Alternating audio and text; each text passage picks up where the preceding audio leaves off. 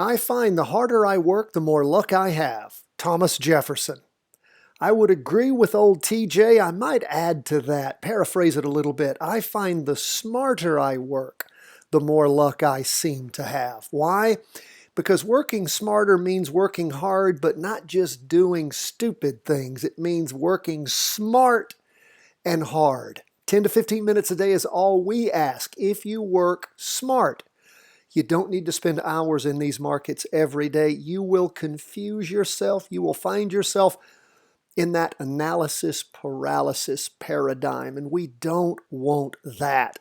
We want to make decisions quickly and well, like I did today. When we get to TLT, I'll tell you what I did and how well it worked for me. This is a real money trade that I do. We're not a stock calling service. We're not an education firm. We talk to you about practice trading, not doing real money trades. I've done this for many, many years, and I try to share my experience with you, not give you advice. I'm not a financial advisor. I have no skill set in that area. I do know how to read charts. I spend my own money the way I see fit. I am not giving you advice. I just want to tell you what I've learned. Now, let's jump into these markets and analyze. The only thing up for the day at the end of the day is the S&P 500 up 1.50%. We will start there. Look at the downward pressure on this market. Still hammering down. That price percent oscillator is just banging down super low.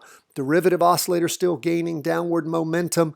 We can see that our candlestick is pulled back to the area of about where it was the prior week, but we've reached a lower low. Even with our Heikin-Ashi candlesticks, they do show us the lows and the highs. The other prices are measured differently. We have a great training. In fact, I'll put it at the end of the video today on Heikin-Ashi candlesticks. 150,000 people, something like that, have taken that training. I want you to have it. I'll put it there. Now, the special training that's in the show notes today for subscribers is part 3. It's the best part of options training. The charting wealth way, and simple options. It helps you understand them and gives you everything you need to know to start practice trading them. So I want you to take that. That's in your show notes. You're not a subscriber, you need to go to chartingwealth.com and sign up for free. But for subscribers, check your show notes. Now, we see that things are hammering down on the S&P 500. We go from the weekly to the 2-day. What do we see there? Check it out. Now remember, the 2-day candle for Monday and Tuesday is what has ended. We are in the middle of the 2-day candle for Wednesday and Thursday. And you don't have a candle until it's drawn. But what do we have here? Well, we have a big up candle. In fact, it's the biggest up candle you have seen on the 2-day chart in quite a while. Check out how small all these were. Look at this one, pretty good size. No wick on the bottom, long wick on top, a little bit longer than the candle itself. So that's a big up candle for what we've seen lately with all the downward pressure. Price percent oscillator is about flat. Derivative oscillator peaked back on the 16th and has been losing energy. Remember, that's our leading indicator. So it's showing you that price is, as price is moving along, it is increasing, showing you, of course, that again, that we use the derivative oscillator in conjunction with our price percent oscillator. Our lagging indicator is the main one we trust the most, but it does tell us things and help us. Looking at overbought and oversold conditions, remember, derivative oscillator is a triple smooth version of the relative strength index. So that's what we're seeing there. Now we go to the 4-hour chart. Tells us a little more. We now have 2 days of strong up movement in the charts. We can see we reached a higher high than things closed at the end of the day. The price percent oscillator, derivative oscillator, flipped over at the same time, which is typically a sign that things will go on a bit longer than if they just barely switch and we don't see the price percent oscillator and the derivative oscillator switch at the same time. Those lagging type things can many times show problems. So we'll continue to watch and see how this develops. Remember, the 4-hour chart's our smallest chart. Where do we really put our emphasis and reliance on? That's on the 2-day, but most supremely the weekly. And where's the pressure?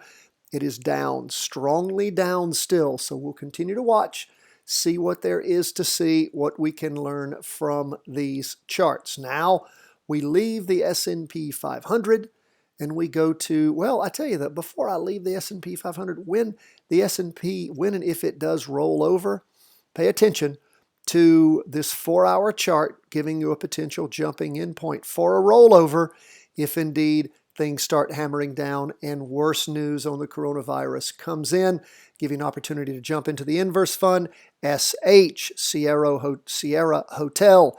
That is the short of the S&P 500. I want you to do that practice trade if it presents itself. Now, what do we see on the Qs? Well, the Qs, again, this is the problem when we try to use this 4-hour chart. What did it do? It crossed over going down, hoping to see things hammer down further. It then immediately turned back over going up and has gone up for the last 2 days. Now, that's on the 4-hour chart on the Qs, but before we get there, look at where the pressure is, still down on the price percent oscillator, derivative oscillator still heading down. We have a green solid candle. Now that's different than the well, that's going to get to the 2-day chart, but that is weaker than what we see with the down movement on the S&P 500. Why? Because it's gone green. It's still down movement. It's what we call the slowdown in the go down, slowing down in that movement. We see that reflected in the price percent oscillator losing some of its momentum. Derivative oscillator still gaining downward momentum. It's still oscillating from those 4 big candles of down movement. Now we go to the 2-day chart. What do we see there? Well, we see that, of course, prior, that was a green spinning top instead of a red down candle like we had seen on the S&P 500. And then, of course, we've got this latest candle forming with a green open box with a wick on top. Derivative oscillators losing downward momentum. Price percent oscillator slam flat going into the 3rd day. Well, this has completed the 3rd day. We'll wait and see how this latest candle finishes drawing on Thursday on the Qs. But again, lots of weakness is blown through the 2-day trend line, hanging there below the weekly. So we do see, at least on the intermediate chart, a lot of lessening of that downward pressure. But again, the controlling chart's the weekly, still heavy down. We see on the 4-hour chart, 2 days of up movement. That first day of the up movement pushed through that 2-day candle. So again, and also we had that fake out where things crossed over on that 4-hour chart going down, then immediately popped back up, making it dangerous. That's why we've given you that training on reducing your order size. And when we get to TLT here in just a minute, I'm going to tell you what my experience was for the day in a successful trade on TLT, what I based it on, and how I got out before I got stung. But I missed some profit too, but I'll take what I can get. So this is where we are on the Qs. We see both the S&P 500 and the NASDAQ 100 backing up on us. Downward pressure is still strong on that weekly chart, a little less so on the 2-day charts, less so on the Qs as opposed to the S&P 500. But again, downward pressure on the big chart is still there, waiting to see if this pullback will be sustained or if it will roll back over on that 4-hour chart and give us an opportunity for some down plays, practice trades. Now, let's go back to our weekly chart. We're going to go to TLT, and I'll tell you what I personally did and what I experienced. And again, so much of what I teach you is what I have learned over the years and learn as we go through. Every single day I follow these charts. I love trading. I love following these charts, seeing what it is to learn. There's always something to learn. When you stop learning on these charts, you're just not doing anything anymore. So what do we see going on the weekly chart? We had seen 20-year bonds spike up to just incredible highs on the week ending the 13th. That is Friday the 13th of March. Then the following week, we had a real blow off. We had a hammer down. You can see a long candle wick at the bottom and a decent one on top. The body of the candle was red and down and short. So again, We had a blow-off week. Price had pushed there below the weekly trend line. Now, as we start the new week, price has not moved above the prior weekly trend line, but the price percent oscillator has continued to move up. Derivative oscillator peaked all the way back on the week ending the 6th of March. And we have a green candle, little wick on the bottom, a long wick on top, just pushing through the Bollinger Band. So we're still in an up move as far as the weekly chart goes. So that makes an up move potentially available to us if what? If the 2-day chart is also going up. And presto, that 2-day chart at the close of yesterday's candle, because you only have a 2-day close at the end of 2 days. That was on Tuesday. That represented Monday and Tuesday. It was an up candle. It did close going up. That gave us an opportunity to jump in. I jumped into a trade right at the end of the day, literally in the last minute. I put in a trade. I put in $50,000 on TLT. I just bought TLT, $50,000 worth of it. Now, I would have preferred to put in $150,000, $200,000, but because of the markets roiling back and forth, I did not want to sustain those types of losses, particularly how crazy things have been, but I wanted to believe in my charts. So I immediately entered a good till canceled sell order after I put in my trade up 2% and out. Well, guess what? The market opened in the morning, and we can see that as far as the latest candle drawing, it hit a high of 166.68. Prior day 166.69. So 1 cent higher the 2-day candle prior. And we had that complete and close. So I got in at the end of the day on Wednesday. You can see in this 4-hour chart how things bumped up in the morning. Bumped up to a nice high. My position was sold out just after noon, if I recall correctly. Again, I wasn't watching it. Why? Because I had put in my good till canceled sell order, 2% up and out. At one point during the day, TLT was up 4.15%. Now that made me feel a little bit bad. Hey, I could have doubled my return.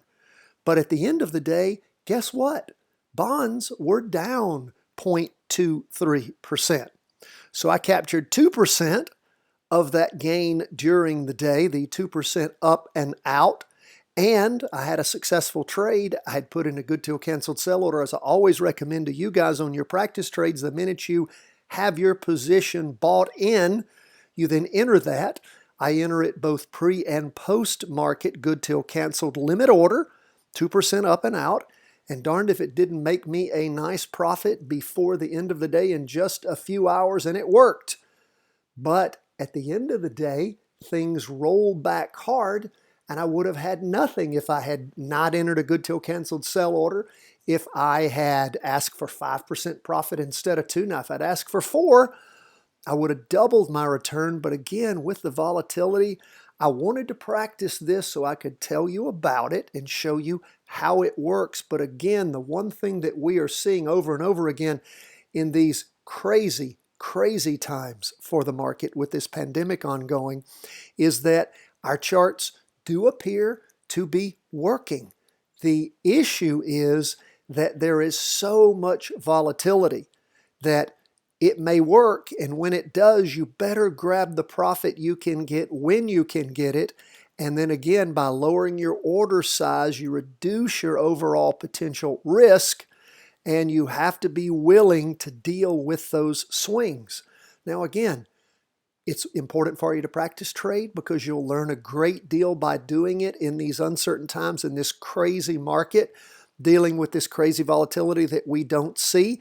It will help make you a much better trader. So I do encourage you to practice trade, but use all the same rules that we always use, and that is making sure that you look at all the charts all the time, that you look at that order quantity, that you look to get in there and capture what you can capture with the volatility and get out.